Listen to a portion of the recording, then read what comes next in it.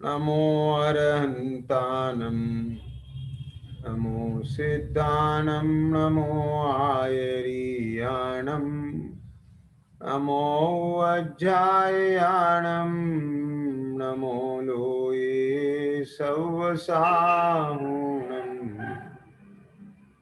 तीन भुवन में सार वीतराग विज्ञानता शिव स्वरूप शिवकार नमः त्रियोग समारिके।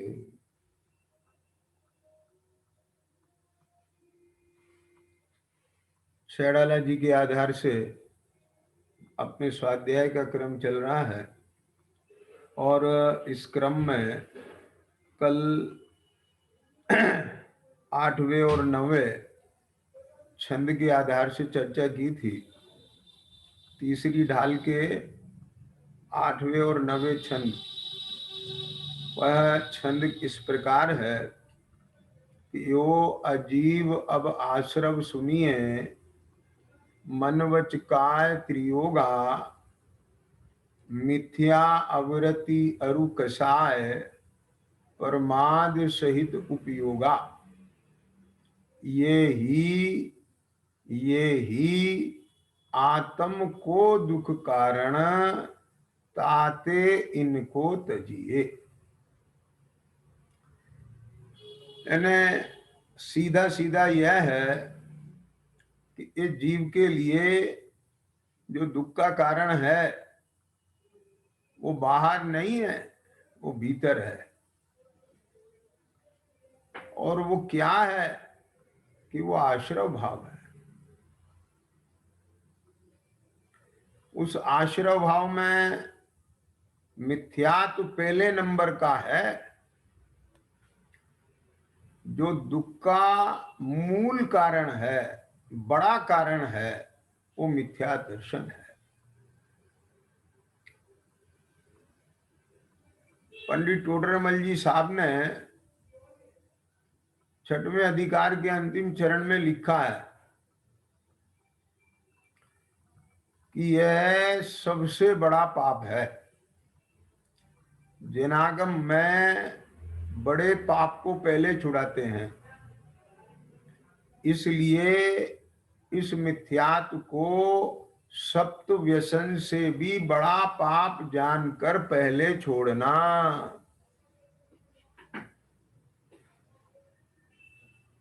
अरे जो बहुत पुराने समय से आलोचना पाठ पढ़ते हैं,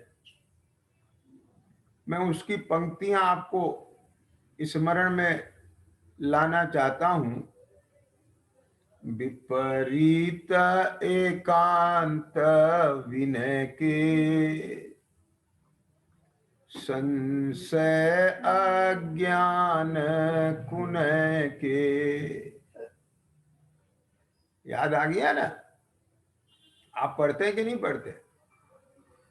विपरीत एकांत विनय के संशय ज्ञान कुनय के वश होए घोर अघ कीने वचते नहीं जात कहीं ने। ख्याल में आया ना? हे प्रभु, मैं वचनों से नहीं कह सकता।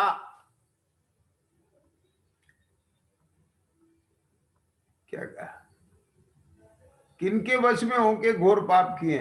वश होए घोर अघ कीने। अघ माने पाप। इनके वशीभूत होकर मैंने घोर पाप किए हैं। किनके वश होकर? विपरीत एकांत विनय। ये क्या है? ये समझ नहीं पाते लोग। ये मिथ्यात्व के भेद हैं। ख्याल में आया ना? ये जो मिथ्या दर्शन है, इसके प्रकार है, ये मिथ्यात्व के प्रकार है भाई साहब। समझे कि नहीं समझ में आया? तो बस वही कल भी मैंने बताया था कि वो बस हम ये नहीं करते वो नहीं करते और समझ लेते हैं हमारा मिथ्यात्व मिट गया। लेकिन जो अनादि अग्रहित मिथ्यात्व है उसको नहीं पहचानता। देह में एकत बुद्धि, विषयों में सुख बुद्धि। भाई साहब क्या समझ में आया? अरे प्रभु, ये बहुत मुश्किल से अपने को पवित्र जिन शासन मिला, बात समझे ना? देखो ये पंचास्तिकाय संग्रह ग्रंथ में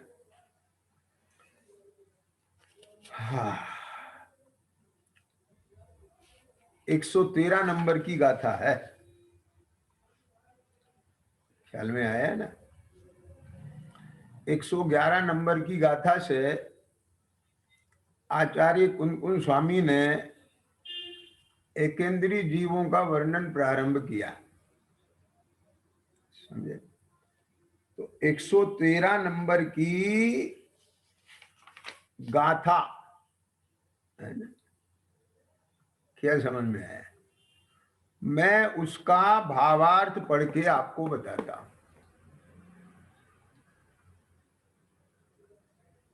कि जिस प्रकार गर्भस्थादि प्राणियों में इहा पूर्वक व्यवहार का अभाव होने पर भी जीवत्व है ही,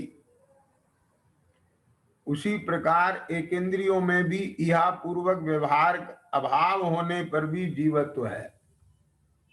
जीवपना है बस। ये बात आगम से अनुमान से निश्चित होती है कि एक इंद्रिय जो है जल का है, वायु का है, वनस्पति का है, अग्नि का है, पृथ्वी का है, इनमें जीवपना है, जीवन है, जीवत्वपना है। बाकी उनकी स्थिति कैसी है ख्याल में है? जैसे अंडे में रहता हुआ जीव, जैसे गर्भ में रहता हुआ जीव, जैसे मूर्छित जीव, जड़वत है, ऐसी दशा है उनकी। तो वो दशा किसकी हुई? ये अनंत दर्शन ज्ञान सुख को प्रकट कर सके ऐसे भगवान स्वरूप आत्मा की। क्या कहा? भगवान स्वरूप कह रहा हूं। कुछ लोग ये कह देते हैं कि अभी अभी संसार दशा में भगवान मानने लग गए अपने को। ऐसा थोड़ी है, अभी वर्तमान दशा में भगवान पना नहीं है, लेकिन भगवान स्वरूप है, इसमें भगवान बनने की सामर्थ्य है, शक्ति है। ये आत्मा का स्वरूप वही है जो भगवान का स्वरूप है। आप समझे? ये मतलब है इसका। बोलो, आत्म कीर्तन की लाइन बता रहा हूं स्वतंत्र निश्चल निष्काम ज्ञाता दृष्टा आत्म राम।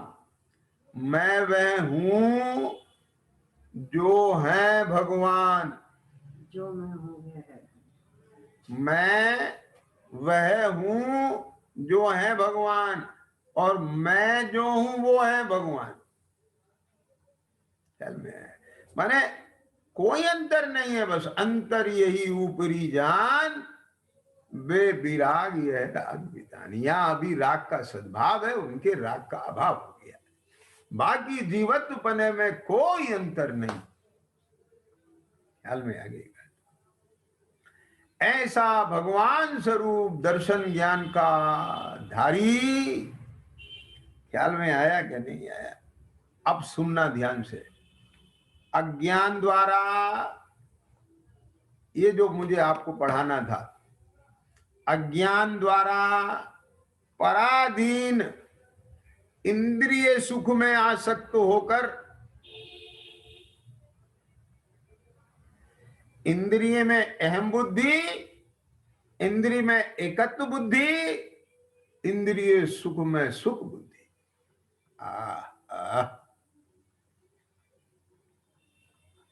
ये क्या है? ये मिथ्यात्व का प्रभाव है, मिथ्यात्व का उदय है, मोहवश। इंद्रिय सुख में आसक्त होकर जो कर्म बंद करता है, उसके निमित्त से अपने को एकेंद्रिय और दुखी करता है। ये एकेंद्रिय आदि का वर्णन कर रहे हैं यहां पर पंचास्तिकाय संग्रह में, वहां ये चीज आई है। ये एकेंद्रीय पर्याय निगोद में जीव क्यों जाता है? देह में एकत्व बुद्धि। अमृतचंद स्वामी पुरुषार्थ सिद्धि उपाय में कहते हैं कि देह में एकत्व बुद्धि, देह में निज बने का प्रतिभास, यही भव भ्रमण का बीज है। संसार परिभ्रमण का बीज जानना भाई साहब इसे। इसलिए यह दुख का कारण, मिथ्यात्व को समझना कोई परद्रव दुख का कारण नहीं। मिथ्या दृष्टि अनंत दुखी है। बाहर में भले ही पुण्य का उदय हो, क्या कहा, बाहर में भले ही पुण्य का उदय हो, बहुत जीवों के ऐसे पापानुबंधी पुण्य के उदय होते हैं, बड़ी अनुकूलता है, यश प्रगति का उदय है, बड़ा नाम हो रहा है चारों तरफ, जहां देखो बाहर में बहुत अनुकूलता, बड़े पैसा, धन, दौलत, ऐश्वर्य सब, लेकिन उस उदय में वर्तमान परिणाम पाप रूप रहते हैं। उदय पुण्य का, बंध पाप का। क्या बोला? उदय किसका चल रहा है? पुण्य का, और बांध क्या रहे हैं? पाप। इसको कहते हैं पापानुबंधी पुण्य का उदय। इसे पुण्य का हम क्या करें जिसके उदय में पाप बांध के जीव नरकादि में चला जाए? ये मोह का हम क्या करें कि जिसके वश में होकर के देह की एकत्व बुद्धि और पांच इंद्रिय के विषयों में सुख बुद्धि के भ्रम से अपने सहज परमानंद सौख्य सुख से वंचित रह जाए, उसकी जाति की इसे खुशबू भी नहीं आए, इसके भीतर निरंतर पंचेंद्रिय के विषयों के भोगों की अभिलाषा रहे। ख्याल में आ गया? क्या रहे? अभिलाषा, अभिलाषा। हाँ, उसके फल में यह जीव ऐसे कर्मों को बांधता है कि एक इंद्रिय पर्याय में चला जाता है। छेड़ाला में आती है ना लाइन, तहते चय थावर तन धरे, यो परिवर्तन पूरे करें। अब बताओ, स्वर्ग स्वर्ग स्वर्ग की रट, अरे उस स्वर्ग में उस पुण्य को भोग करके फिर कहाँ गया? स्थावर पर्याय में चला गया। वहां रह करके ऐसे कर्मों को बांधा, इसलिए भोग पुण्य फल वो एक इंद्री क्या इसमें लाली। इसमें भैया कोई आश्चर्य की बात नहीं।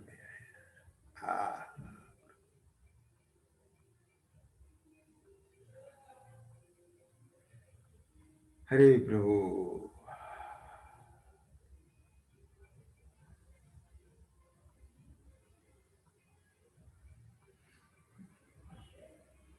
लक्ष्मी बड़ी अधिकार भी, पर बढ़ गया क्या बोलिए।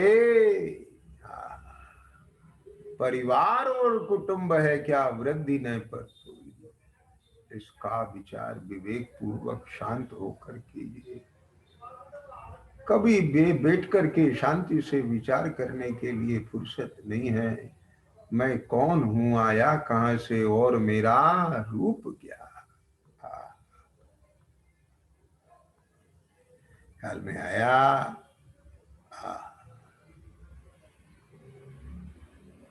इसलिए ताते जिनवर कथित तत्व अभ्यास करिए।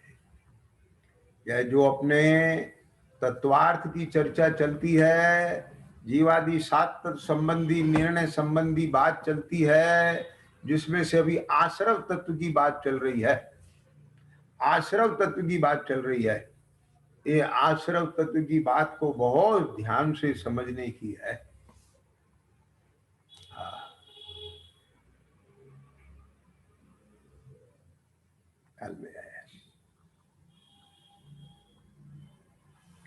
पंडित जी क्या कहते हैं, मोक्ष मार्ग प्रकाशक जी शास्त्र में प्रश्न क्रमांक 226,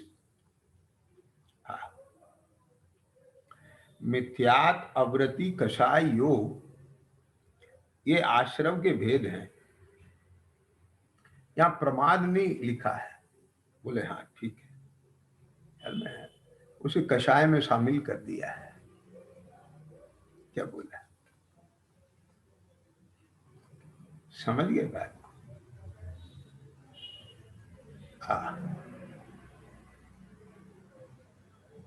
भैया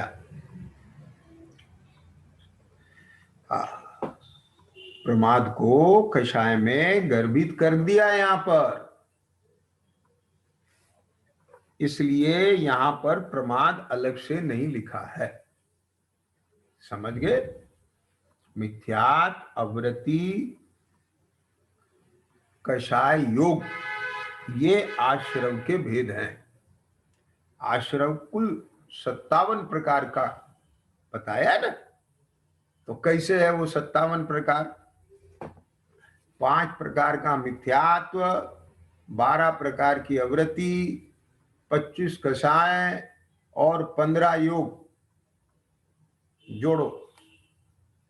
5 मिथ्यात्व, 12 अवृत्ति 17, 25 कषाय 17 और 25 42 और 15 प्रकार का योग, कितने हो गए 57।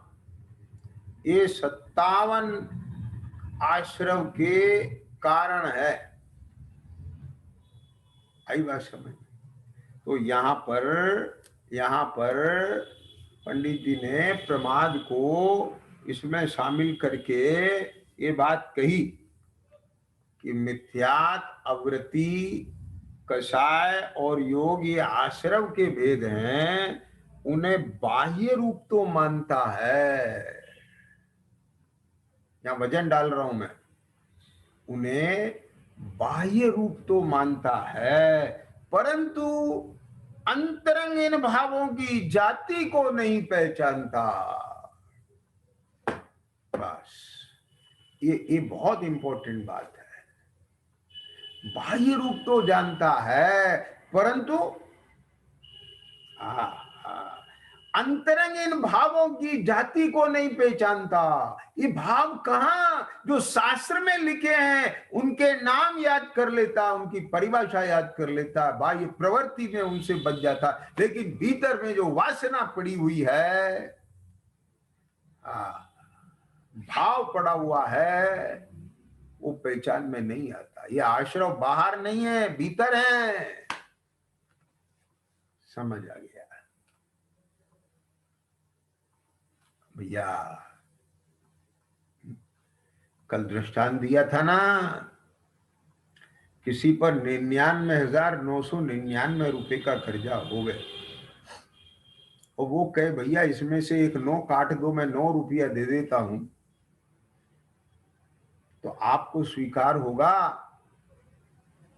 एक 9 कम कराने के लिए पहले आपको 90,000 रुपए देने पड़ेंगे, तब 9,999 रुपए रह जाएंगे।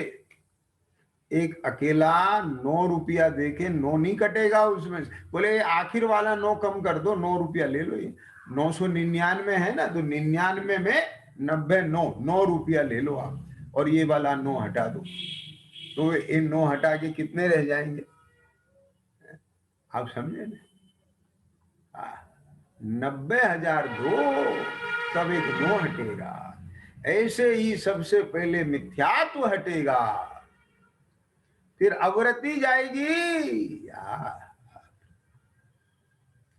ख्याल में आया? एक किरामा है। इसलिए सबसे पहले मिथ्यात्व की बात करते हैं। वहां अन्य देवादि के सेवन रूप ग्रहित मिथ्यात्व को मिथ्या जानता है, परंतु अनादि है ग्रहित मिथ्यात्व है उसे नहीं पहचानता। अब बोलो क्या बोला? अनादि है ग्रहित मिथ्यात्व को नहीं पहचानता। बस यहां से पढ़ लिया उल्सा मिथ्यात्व ये 5 वेद है। ठीक है, एकांत मत को नहीं जानना, बस ये मिथ्या छोड़िए हमारा। विपरीत हम दूसरे के माथा नहीं लेने चलाइए। ऐसे ऐसे बस एक एक लाइन में समझता है सब मिथ्या चला गया। एक चीज बताए, जो किसी अन्य को नहीं मानता, जो जैन है, जिन आज्ञा को मानता है, क्या कहा? 7वां अधिकार का प्रारंभ यहां से लिख करके किया पंडित जी ने। अब जो जीव जैन है, जिन आज्ञा को मानते हैं, उनके भी मिथ्यात्व रह जाता है। जैन है, किसी को नहीं मानते, जिनेंद्र की आज्ञा को मानते हैं, उनके भी रह जाता है। क्या कह रहे हो? हाँ भैया, देखो निकालो, मेरे सामने ग्रंथ है, मैं पढ़ रहा हूं, आपके सामने ग्रंथ हो, आप निकालो। मैं ऐसे नहीं बोलता हूं। देखो क्या कहते हैं, प्रश्न क्रमांक 193। इस भवतरु का मूलिक जानऊ मिथ्या भाव। इस भवतरु का मूलिक जानऊ मिथ्या भाव। ताको कर निर्मूल अब करिए मोक्ष उपाव। उसे निर्मूल करना पड़ेगा, तब मोक्ष का उपाय प्रारंभ हो। ये मोक्ष का उपाय यहां से प्रारंभ होगा। अब जो जीव जैन हैं, जिन आज्ञा को मानते हैं और उनके भी मिथ्यात्व रहता है, उनके भी मिथ्यात्व रहता है, उसका वर्णन अब करते हैं। क्यों करते हो? क्योंकि मिथ्यात्व बेरी का अंश भी बुरा है। भैया एक बात बताओ, अपने परिवार में किसी को कैंसर हो जाए, कैंसर, ठीक है, अब बहुत आराम हो गया, सब ठीक हो गया, कोई दिक्कत नहीं है, अब जांच कराया, थोड़े कीटाणु रह गए, अंश रह गया। अब दवा बंद कर देंगे आप, परहेज बंद कर देंगे आप, डॉक्टर को दिखाना बंद कर देंगे आप। बोले डॉक्टर साहब, जब तक जरा सा भी कहीं तुम्हें दिखे तब तक मत छोड़ना, और जब आपकी रिपोर्ट ओके आ जाए मैं उसके बाद भी दवा खाऊंगा। क्या कहीं फिर ना हो जाए। ये देह के कैंसर के लिए इतनी सजगता, और ये आत्मा का कैंसर अनादिकाल से मिथ्यात्व का है, इसके लिए कोई टेंशन नहीं है। क्या? अरे कामदेव जैसा शरीर हो। क्या बोला? जी हाँ, कामदेव जैसा शरीर हो, सुंदर भी और स्वस्थ भी, लेकिन जिसके आत्मा में मिथ्यात्व रूपी कैंसर है वह दुखी है। क्या कहा? लेकिन जिसकी आत्मा में से मिथ्यात्व रूपी कैंसर चला गया और शरीर में भले ही कैंसर हो जाए तो सुखी है। क्या कहा भैया? मूल बात को पकड़ना हो।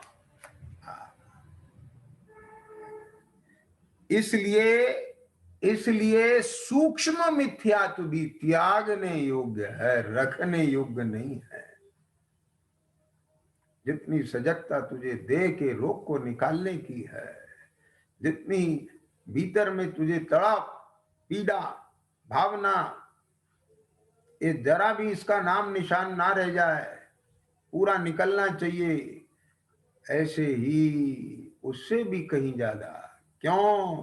कि वो कैंसर, वो कोढ़, वो रोग, वो तो एक भाव बिगाड़ेगा, लेकिन ये मिथ्यात्व का कोढ़, मिथ्यात्व का कैंसर, मिथ्यात्व का रोग अगर नहीं निकला तो एक भाव नहीं, न मालूम कितने भाव बिगाड़ेगा। कितने क्या, जब तक नहीं निकलेगा तब तक भाव भाव बिगाड़ेगा। और अनंत काल से बिगाड़ ही रहा है, नहीं तो अपन भी सिद्धालय में होते कि नहीं होते? क्यों भैया? इस हुंडा अवसर्पणी काल में जन्म काहे को लेते? अरे ले लिया तो क्या हुआ, ये तो पूर्व कर्म का उदय है। लेकिन अभी भी हुंडा अवसर्पणी काल में जन्म लेने के बाद भी मोक्ष मार्गी हो सकता है, होता है और होना ही चाहिए। क्या कमी है अभी भी? समझ में आया क्या? यहां मुझे सर्व निमित्त मिले, सच्चे देव गुरु धर्म का स्वरूप मिल रहा है। आप बताइए ना। है?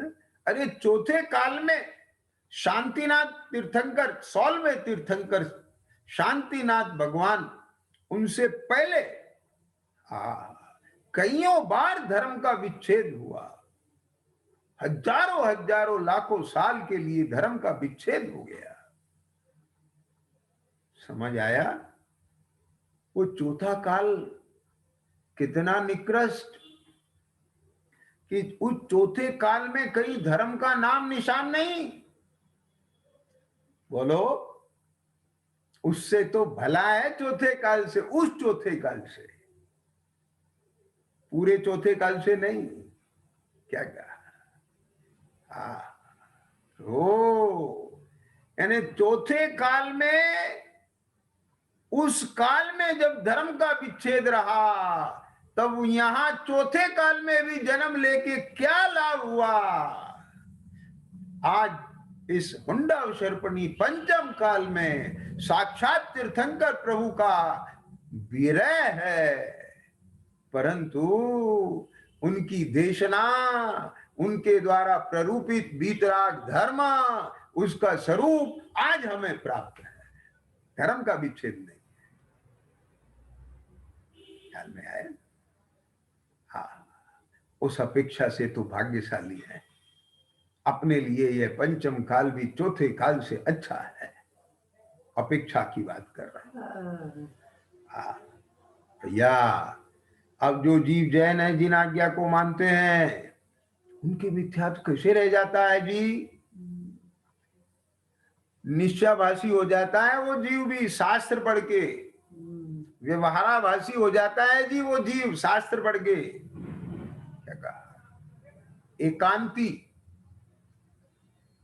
एकांत व्यवहार का पक्ष, एकांत निश्चय का पक्ष, जबकि ये नए सापेक्ष होता है। इसमें मुख्य कौन होता है? अभाव नहीं होता अन्य धर्मों का, लेकिन भीतर का मिथ्यात्व नहीं गया ना। मान रहा है मैं जिनेंद्र की आज्ञा मान रहा हूं, शास्त्र के अनुसार चल रहा हूं, मेरी एक एक सोच, एक एक विचार, एक एक निर्णय, देखो शास्त्र में जैसा लिखा है वो बिल्कुल वैसा है, लेकिन उसकी अभी एकांतपना है, विपरीतता है वहां उसको। ख्याल में आया? नहीं पहचानता वो। बड़ा गहरा है ये मिथ्या भैया। ठीक है, अपनी जितनी भी स्वाध्याय चर्चा चलती है उसका जो मुख्य फोकस होता है वो मुख्य फोकस तत्व निर्णय और तत्व ज्ञान को लेकर होता है, भेद विज्ञान को लेकर। प्रयोजन परक चर्चा ज्यादा करता।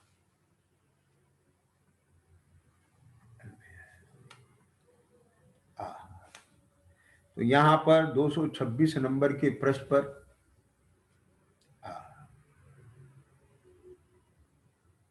ख्याल में आया।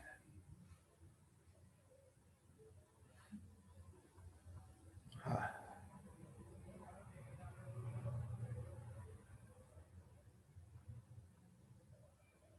पंडित जी साहब क्या कहते हैं?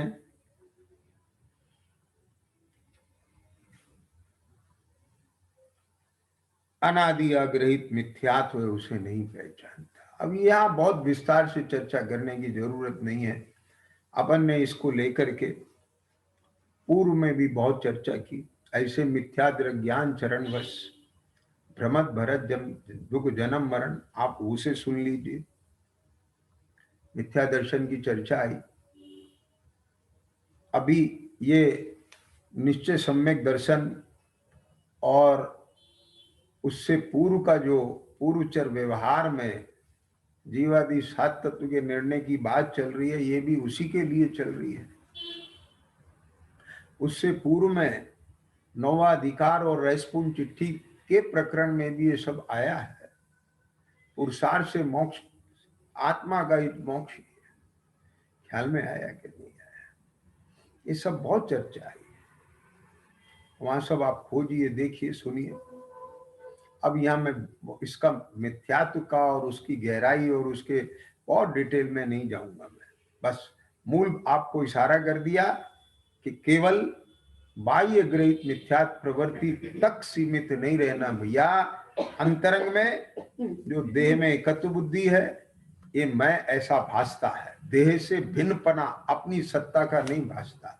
जैसे ये जो कपड़े हैं ये भिन्न भासते हैं, इनसे भिन्न ये अस्तित्व भासता है, ऐसे ही ये शरीर भिन्न भाषे और अंदर में जो चैतन्य है वो मैं हूं, ये भिन्न भाषे।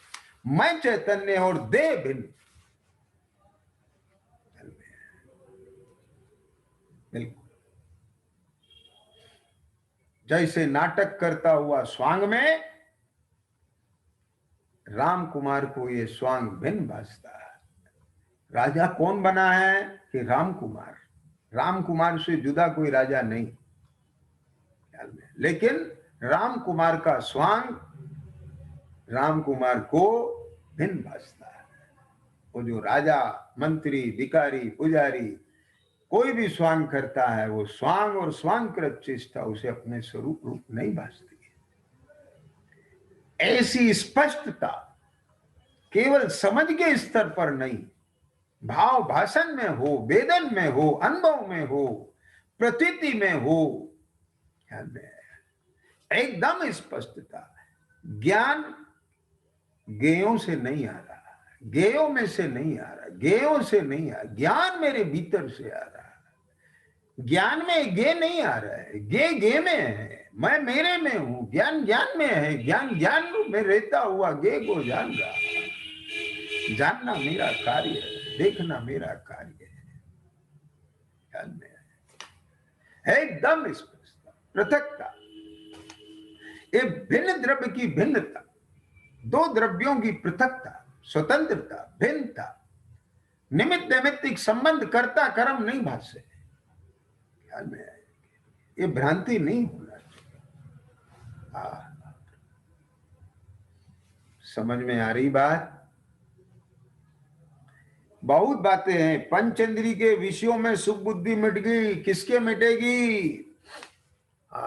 जिसको अपने अतीन्द्रिय सुख का वेदन होगा। वह स्वसंवेदन के बिना सुख बुद्धि नहीं मिटेगी। क्यों? प्रभु, एक सैक्रीन की मिठास होती है, एक मिश्री की मिठास होती है, रियल अमृत का स्वाद। ऐसे ही केवल एक चैतन्य दर्शन ज्ञान मात्र दशा, ओ हो प्रभु, सब उपशम। अभी अभाव नहीं कह रहा हूं, क्षय नहीं कह रहा हूं, उपशम। उस उपशम के काल में जब इस जीव ने अपने स्वरूप की अनुभूति ली है, अपने वजूद की अनुभूति ली है, अपने अस्तित्व की अनुभूति ली है, अपने वैभव की अनुभूति ली है, अपनी प्रभुता विभुता, इस कुछ कितना कहूं मैं इसके लिए, उसकी अनुभूति ली है, तो वो अनुभूति की प्रतीति सदा काल रहती है। तो उस अनुभूति की प्रतीति के काल में, ख्याल में है, उसके प्रतिपक्ष सापेक्ष यह इंद्रिय सुख अलग जाति का उपयोग रूप इंद्रिय सुख का वेदन है, लेकिन वह श्रद्धा उसे निषेधती है जो प्रतीति में वो मेरा नाकुल सुख, वो मेरा अतीन्द्रिय सुख। सुख तो वही है भाई, क्या कहे। अपना तो अपना होता है, पराया अपना नहीं होता है। ख्याल में आया?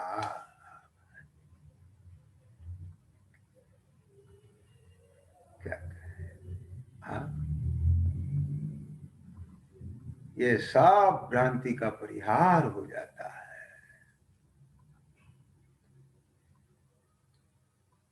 ये लुभाव में नहीं रहे, इस जीवादि सात तत्वों के नाम सीख लिए, कुदेवादि को मानना छोड़ दिया, सच्चे विरागी धर्म को ही मानता है, ना तो उनके स्वरूप को पहचानता है, ना अपने स्वरूप को पहचानता है, अंतर से द्रव्यों की भिन्नता पृथकता नहीं आती, स्वतंत्रता ख्याल में नहीं आती, भाषणा में नहीं आती, ख्याल में आया है, ये सब चीजें नहीं आती, तो कहाँ मिथ्यात्व चला गया? अनादि जो अग्रहित मिथ्यात्व पड़ा हुआ है उसे नहीं ख्याल में आया। इसी प्रकार दूसरा पॉइंट, अविरति। अवरति के नाम पर क्या बात आती है? ख्याल में आया? अवरति, प्राणी संयम असंयम और इंद्रिय संयम, दो प्रकार की अविरति। ख्याल में आया? ये दो भेद हैं इसके। 12 अवरति है ना, तो जो इंद्रिय है, इंद्रिय संबंधी असंयम, उसके 6, 5 इंद्रिय और मन, स्पर्शन रसना ग्रहण चक्षु कर्ण और मन, से ये 6 इंद्रिय असंयम के प्रकार हैं। इनके आलम्बन से एक जीव अपने स्वरूप में संयमित नहीं रहता, बाह्य उपद्रव प्रभाव में जाके रंजायमान होता है, आसक्त होता है। ये अविरति है।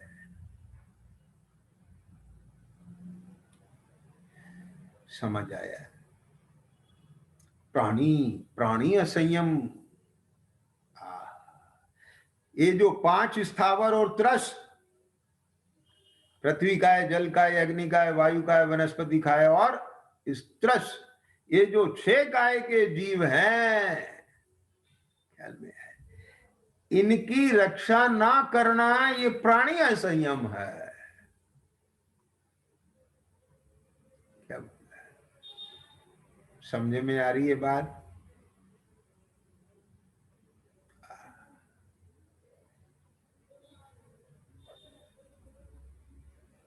मुनीश्वरों के षटकाय जीवना हनन्ते, वो 6 काय के जीवों के त्यागी होते हैं, इसलिए उनके पूर्ण अविरति का भाव है, महाव्रति होते हैं, सकल व्रति होते हैं। अणुव्रति के त्रस हिंसा को त्याग वृथा था वर्ण सहारे।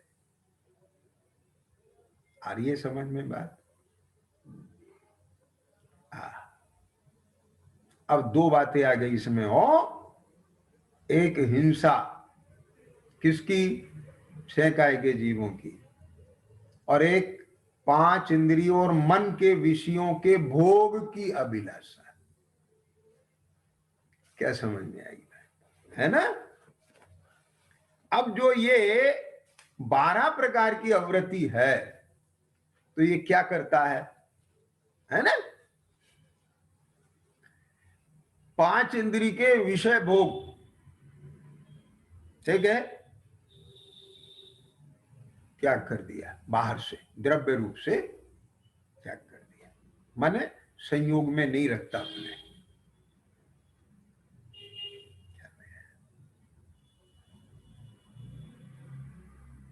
तो समझता है कि हमारे ये छूट गए, है ना। और सीधे सीधे जीवों को मारकर सताता नहीं है। आपको समझना जरा, मार्मिक बात है।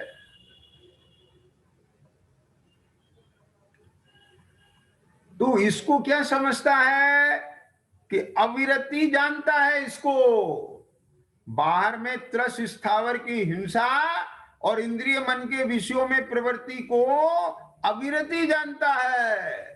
लेकिन ये तो बाह्य में दिखने वाली चीज है, मूल में अंतर में हिंसा में प्रमाद परिणति मूल है और विषय सेवन में अभिलाषा मूल है। उसका अवलोकन नहीं करता। क्या कह गए जी, क्या बात आई। हिंसा में प्रमाद परिणति मूल है, विषय सेवन में अभिलाषा मूल है। उसका तो अवलोकन ही नहीं करता, उधर तो ख्याल ही नहीं जाता इसका। बाहर में समझता है बस ये प्रवृत्ति छूट गई, मेरी अभिलाषा मिटी कि नहीं मिटी।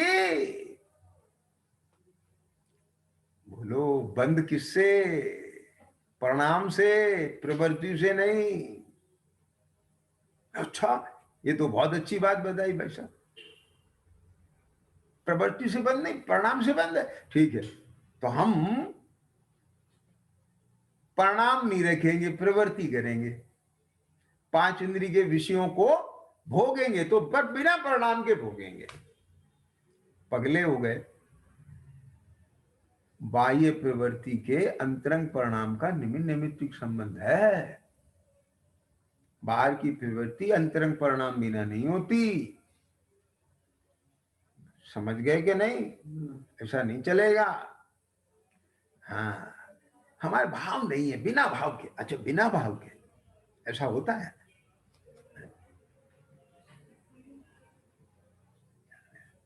ये तो हो सकता है क्या कि बाहर की प्रवृत्ति छूट जाए और अभिलाषा ना जाए। क्या बोला मैंने, बहुत कारणों से प्रवृत्ति छूट जाती है, पर भीतर से अभिलाषा नहीं जाती है। ये सब प्रवृत्ति कैसे छूट जाती है? एक उदाहरण लेता हूं।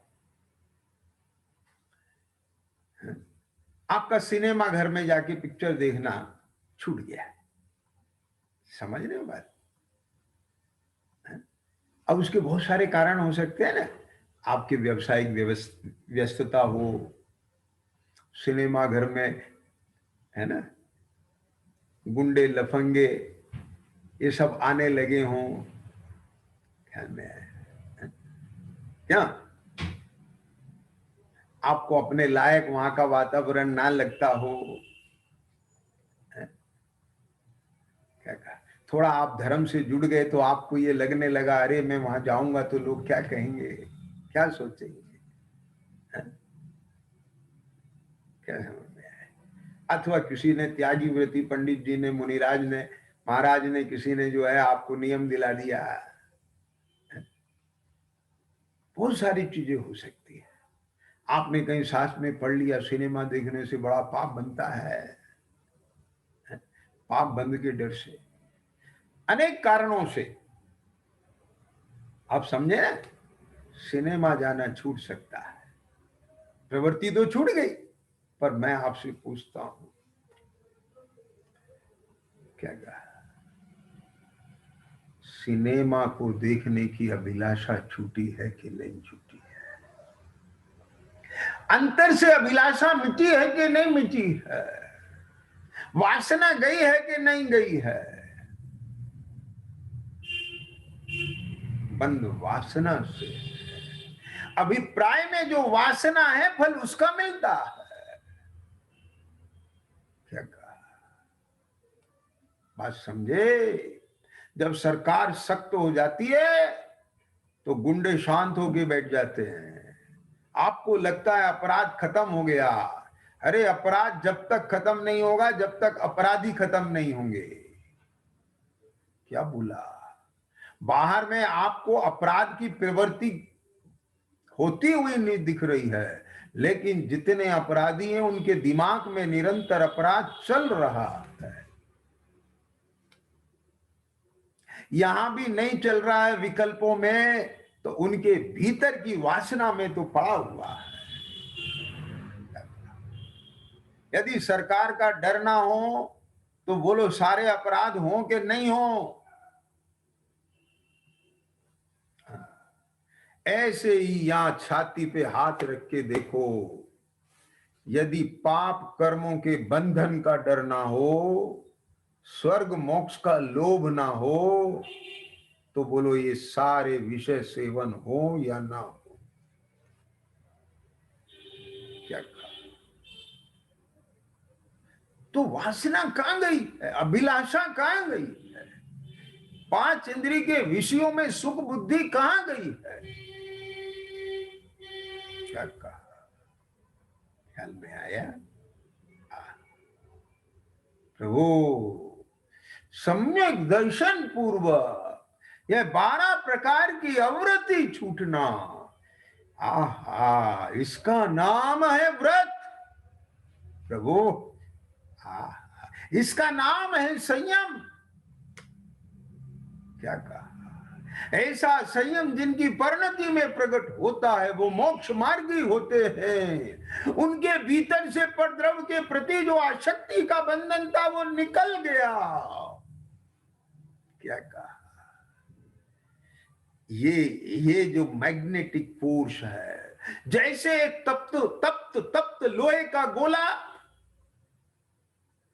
लोहे का तप्त गोला अपने चारों तरफ के पानी को ऐसे ऑब्जर्व करता है, चूस लेता है, सोख लेता है, ऐसे भीतर में पड़ी हुई अभिलाषा में, ख्याल में आया, और परद्रव्य को सोखता है, अपने भीतर खींचता है। ये बंधन है, ये अभिलाषा से बंधन है।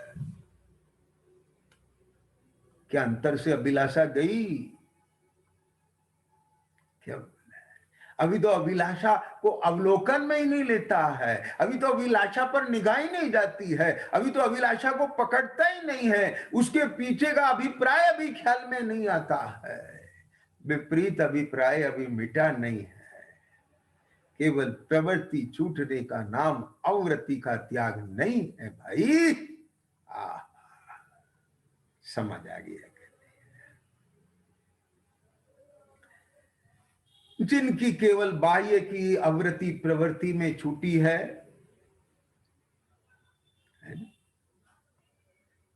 ठीक है, हम प्रशंसा उसकी भी करते हैं। उसने कम से कम बाह्य रूप में संयम अंगीकार तो किया, परंतु उसके भीतर ये निगाह में होना चाहिए